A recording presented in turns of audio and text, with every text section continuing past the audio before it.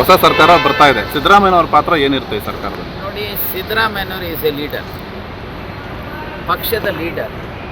So ಹಾಗಾಗಿ ಅವರ ಪಾತ್ರ, ಅವ್ರಿಗೊಂದು ಸ್ಥಾನಮಾನದ ಅನ್ನೋದೇ ಇಲ್ಲ. ಈಗಾಗಲೇ ಹೈಕಮಾಂಡ್ನವರು ಅವ್ರಿಗೆ ಆಫರ್ ಕೊಟ್ಟಿದ್ದಾರೆ ರಾಜ್ಯಸಭಾಗೆ ಬನ್ನಿ. ನಾನು ಸಹ ಅವರನ್ನು ಭೇಟಿ ಮಾಡಿದಂಥ ಸಮಯದಲ್ಲಿ ನಾನು ನಮ್ಮ ಇತರ ಸ್ನೇಹಿತರುಗಳನ್ನು ಸಹ ಅವರಿಗೆ ಹೇಳಿದ್ದೆ, ರಾಜ್ಯಸಭೆಗೆ ಹೋದರೆ ಒಂದು ರೀತಿ ಅದು ಸಮುದ್ರ ಇದ್ದಾಗ ರಾಜ್ಯಸಭಾದಲ್ಲಿ ರಾಷ್ಟ್ರೀಯ ವಿಚಾರಗಳನ್ನು ಮತ್ತು ಅದರಲ್ಲೂ ಸಾಮಾಜಿಕ ನ್ಯಾಯಕ್ಕೆ ರಾಷ್ಟ್ರ ಮಟ್ಟದಲ್ಲಿ ಕೆಲಸ ಮಾಡಲಿಕ್ಕೆ ಅವಕಾಶ ಇದೆ ಅಂತೇಳಿ. ಅವರು ಒಪ್ಪಿಕೊಂಡು ರಾಜ್ಯಸಭೆಗೆ ಹೋದರೆ ಅತ್ಯಂತ ಉತ್ತಮವಾದಂಥ ಕೆಲಸ ರಾಷ್ಟ್ರ ಮಟ್ಟದಲ್ಲಿ ಹೇಗೆ ರಾಜ್ಯ ಮಟ್ಟದಲ್ಲಿ ಮಾಡಿದ್ರು ಹಾಗೆ ರಾಷ್ಟ್ರ ಮಟ್ಟದಲ್ಲೂ ಸಹ ಅತ್ಯಂತ ಉತ್ತಮ ರೀತಿಯಲ್ಲಿ ಕೆಲಸ ಮಾಡಲಿಕ್ಕೆ ಸಾಧ್ಯತೆ ಇದೆ.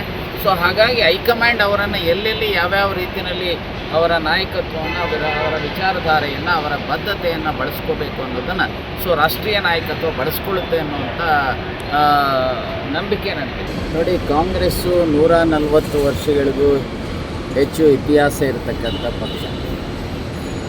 ನಮ್ಮ ರಾಷ್ಟ್ರೀಯ ಪಕ್ಷ ಯಾವ ಸಂದರ್ಭದಲ್ಲಿ ಯಾವ ತೀರ್ಮಾನಗಳನ್ನು ತೆಗೆದುಕೋಬೇಕು ಅನ್ನುವಂಥದ್ದು ಸ್ಪಷ್ಟವಾಗಿ ಗೊತ್ತಿರುವಂಥದ್ದು.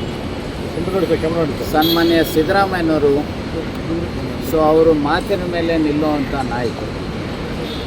ಹಾಗಾಗಿ ಹೈಕಮಾಂಡ್ ಯಾವಾಗ ಏನು ತೀರ್ಮಾನವನ್ನು ಮಾಡ್ತಾರೆ ಆ ತೀರ್ಮಾನದಂತೆ ನಡ್ಕೊಳ್ತೀನಿ ಅನ್ನುವಂಥ ಮಾತನ್ನು ಅನೇಕ ಸಾರಿ ಹೇಳ್ತಾ ಬಂದಿದ್ದಾರೆ. ಅವರು ಕಾಂಗ್ರೆಸ್ಸಿಗೆ 2006ರಲ್ಲಿ ಬಂದ ಮೇಲೆ ಕಾಂಗ್ರೆಸ್ಸಿನ ನಾಯಕತ್ವ ಅವರ ನಾಯಕತ್ವವನ್ನು ಕೂರಿಸಿ 2 ಸಾರಿ ವಿರೋಧ ಪಕ್ಷದ ನಾಯಕರನ್ನಾಗಿ ಮಾಡಿದರು, 2 ಸಾರಿ ಮುಖ್ಯಮಂತ್ರಿಗಳನ್ನಾಗಿ ಮಾಡಿದರು.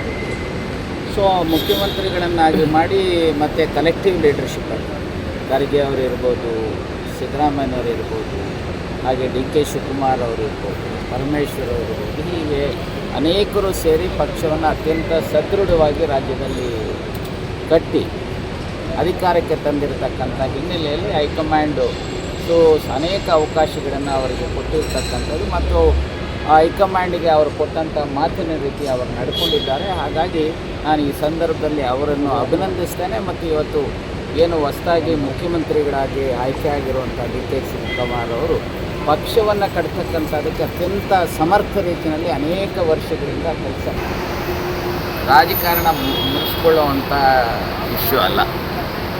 ಅಲ್ಟಿಮೇಟ್ಲಿ ನಮ್ಮ ಪಕ್ಷ ಪಕ್ಷದ ಹೈಕಮಾಂಡು ಮತ್ತು ಸೀನಿಯರ್ ಲೀಡರ್ಸು ಮತ್ತು ಮುಖ್ಯಮಂತ್ರಿ ಯಾರ್ಯಾರಿಗೆ ಎಷ್ಟೆಷ್ಟು ಅವಕಾಶ ಕೊಡಬೇಕು ಅದನ್ನು ಹೈಕಮಾಂಡ್ ತೀರ್ಮಾನ ಮಾಡ್ತಾರೆ. ಮತ್ತು ಅನೇಕ ಹೊಸ ಟ್ಯಾಲೆಂಟ್ಗಳು ಅನೇಕರು ಪದೇ ಪದೇ ಆಗಿರುವಂಥವ್ರಿಗೆ ಪದೇ ಪದೇ ರಿಪೀಟ್ ಮಾಡೋದಕ್ಕಿಂತ ಹೆಚ್ಚಾಗಿ ಒಂದಿಷ್ಟು ಜನ ಅನುಭವಸ್ಥರನ್ನು ಇಟ್ಕೊಂಡು ಮತ್ತು ಒಂದಿಷ್ಟು ಜನ ಹೊಸ ಟ್ಯಾಲೆಂಟ್ಸ್ಗೂ ಅವಕಾಶ ಕೊಟ್ಟರೆ ಬಹುಶಃ ಬರುವ ದಿನಮಾನಗಳಲ್ಲಿ ಒಳ್ಳೆಯ ಆಡಳಿತವನ್ನು ಕೊಡಲಿಕ್ಕೆ ಸಾಧ್ಯತೆ ಇದೆ ಅನ್ನುವಂಥ ಥಿಂಕಿಂಗ್ ಬರೀ ಇವರಿಗೆ ಅಲ್ಲ, ಈ ಹೊಸ ಮುಖ್ಯಮಂತ್ರಿ ಆಗುವಂಥವ್ರಿಗೆ ಅಷ್ಟೇ ಅಲ್ಲ, ಡಿ.ಕೆ. ಶಿವಕುಮಾರ್ ಅವರಿಗೆ ಅಷ್ಟೇ ಅಲ್ಲ. ಈವನ್ ಸಿದ್ದರಾಮಯ್ಯನವ್ರಿಗೂ ಸಹ ಅವರಿಗೆ ಮಂತ್ರಿಮಂಡಲ ವಿಸ್ತರಣೆ ಮಾಡುವಂಥ ಏನು ಯೋಚನೆ ಇತ್ತು ಆ ಸಂದರ್ಭದಲ್ಲೂ ಅವರೇ ಅನೇಕ ಸಾರಿ ಮಾತನಾಡ್ತಾ ಇದ್ದಂಥದ್ದು ಇತ್ತು, ಕೆಲವರನ್ನು ಡ್ರಾಪ್ ಮಾಡಿ ಕೆಲವರನ್ನ ಹೊಸಬರಿಗೆ ಕೊಡಬೇಕು ಅಂತೇಳಿ.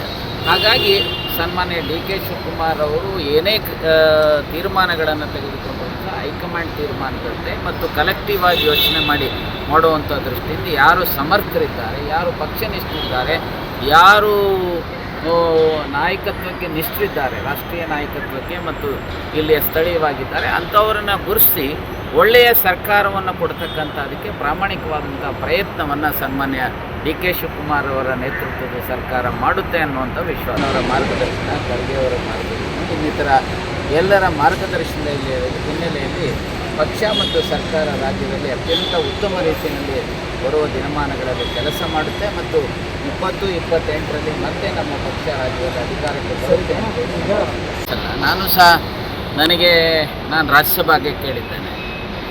ಹಾಗಾಗಿ ಯಾಕಂದರೆ ನನಗೆ 6 ತಿಂಗಳು ಮಾತ್ರ ಲೋಕಸಭೆಗೆ ಅವಕಾಶ ಸಿಗುತ್ತೆ. ರಾಜ್ಯದಲ್ಲಿ 5ನೇ ಅತಿ ದೊಡ್ಡ ಸಮಾಜ ವಾಲ್ಮೀಕಿ ಸಮಾಜ. ಕಳೆದ 78 ವರ್ಷಗಳಲ್ಲಿ ವಾಲ್ಮೀಕಿ ಸಮಾಜದವರಿಗೆ ಯಾರಿಗೂ ಸಹ ಕೇವಲ 1.5 ವರ್ಷ LG ಆವನೂರವರಿಗೆ 74-75 ಸುಮಾರಿನಲ್ಲಿ ಕೊಟ್ಟಿದ್ದು ಬಿಟ್ಟರೆ ಇಲ್ಲಿವರೆಗೂ ಯಾರಿಗೂ ಸಹ ಕೊಟ್ಟಿಲ್ಲ.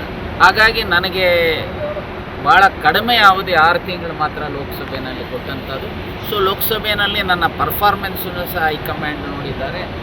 ಸನ್ಮಾನ್ಯ ಖರ್ಗೆ ಸಾಹೇಬರು ನೋಡಿದ್ದಾರೆ, ಸಿದ್ದರಾಮಯ್ಯ ನೋಡಿದ್ದಾರೆ. ಯಾಕಂದರೆ ಅವ್ರ ಜೊತೆಗೂ ಸಹ ನಾನು ಅವರು ವಿರೋಧ ಪಕ್ಷದ ನಾಯಕರಾಗಿ ಕೆಲಸ ಮಾಡಿರ್ತಕ್ಕಂಥ ನಾನು ವಿಧಾನ ಪರಿಷತ್ನಲ್ಲಿ ವಿರೋಧ ಪಕ್ಷದ ನಾಯಕರು, ಖರ್ಗೆ ಸಾಹೇಬರು ಅಸೆಂಬ್ಲಿನಲ್ಲಿಯೂ ಹಾಗೆ ಸಿದ್ದರಾಮಯ್ಯ ಅಸೆಂಬ್ಲಿನಲ್ಲಿ ನಾನು ಪರಿಷತ್ನಲ್ಲಿ ವಿರೋಧ ಪಕ್ಷದ ನಾಯಕನಾಗಿದ್ದೆ. ಹಾಗಾಗಿ ಪಕ್ಷವನ್ನು ಅತ್ಯಂತ ಸದೃಢವಾಗಿ ಬೆಳೆಸ್ತಕ್ಕಂಥದ್ದಕ್ಕೆ ನಾನು ವಿರೋಧ ಪಕ್ಷದ ನಾಯಕನಿದ್ದಂಥ ಸಂದರ್ಭದಲ್ಲಿ ಅಕ್ರಮ ಗಣಿಗಾರಿಕೆಯ ವಿರುದ್ಧ ವರದಿಯನ್ನು 16 ನವಂಬರ್ 2000 ನಾನು ಕೊಟ್ಟಾದ ಮೇಲೆ ಲೋಕಾಯುಕ್ತರು ಕೊಟ್ಟಂಥ ಹಿನ್ನೆಲೆಯಲ್ಲಿ BJP ಪತನ ಆಯಿತು. ನಾವು ಅಧಿಕಾರಕ್ಕೆ 2013ರಲ್ಲಿ ಬಂದಿರತಕ್ಕಂಥ ಹಿನ್ನೆಲೆಯಲ್ಲಿ ನಾನು ಅವರಿಗೆ ವಿನಂತಿ ಮಾಡಿಕೊಂಡಿದ್ದೇನೆ. ನೋಡಿ, ಈವನ್ ಕೌನ್ಸಿಲಲ್ಲಿ ದೇವೇಗೌಡರ ಸಂದರ್ಭದಲ್ಲಿ 2 ವರ್ಷ 8 ತಿಂಗಳು ಸಿಕ್ಕಿತ್ತು, ಕೃಷ್ಣ ಅವರ ಪೀರಿಯಡಲ್ಲಿ 6 ವರ್ಷ ಸಿಕ್ಕಿತ್ತು, ಸಿದ್ದರಾಮಯ್ಯನವ್ರ ಪೀರಿಯಡಲ್ಲಿ 4 ವರ್ಷ ಸಿಕ್ಕಿತ್ತು. ಈವನ್ ಕೌನ್ಸಿಲಲ್ಲಿ ಸಹ 2 ಕಾಲು ಟರ್ಮ್ ಸಿಕ್ಕಿರ್ತಕ್ಕಂಥದ್ದಿದೆ. ಮತ್ತು ಪಾರ್ಲಿಮೆಂಟಲ್ಲಿ 6 ತಿಂಗಳು ಮಾತ್ರ ಸಿಕ್ಕಿರ್ತಕ್ಕಂಥ ಹಿನ್ನೆಲೆಯಲ್ಲಿ ಇದರಲ್ಲಿ ನನಗೆ ಅವಕಾಶ ಕೊಡಬೇಕು ಅಂತೇಳಿ ವಿನಂತಿ ಮಾಡಿಕೊಂಡಿದ್ದೇನೆ. ಸಕಾರಾತ್ಮಕವಾದಂಥ